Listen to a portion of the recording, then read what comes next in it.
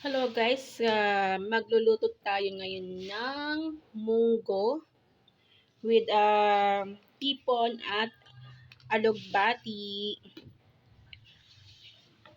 At magigisa na tayo guys ng bawang.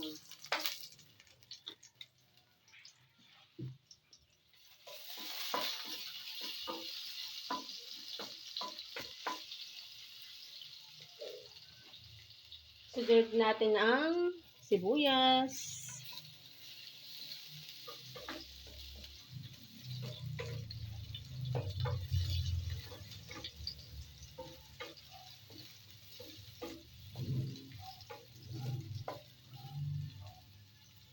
Isunod natin yung hipon. Ito yung bahagya kong isa ng kutsa kanina.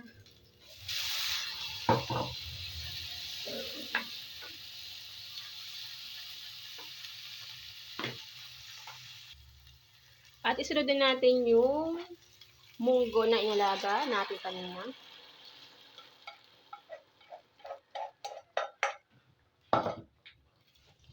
Ayan, haluin lang natin. At mamaya maglalagay lang tayo ng mga 1 cup of water.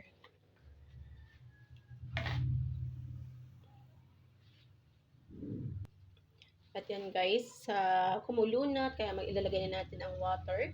1 cup.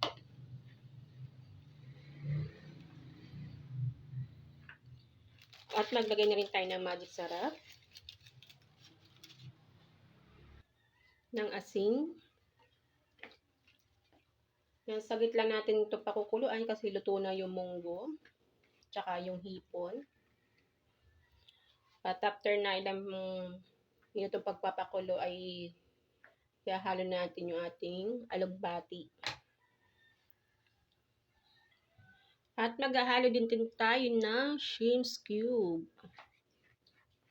Pampalasa guys.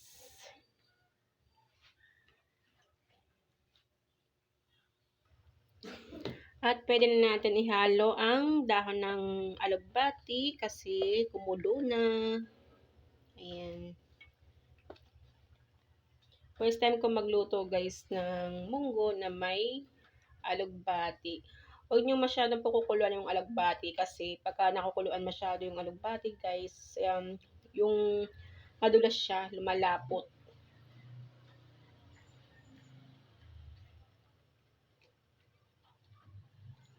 Ayan. Yan na guys ang ating munggo na mayroong hipon at saka dahon ng alugbati. Thank you for watching guys.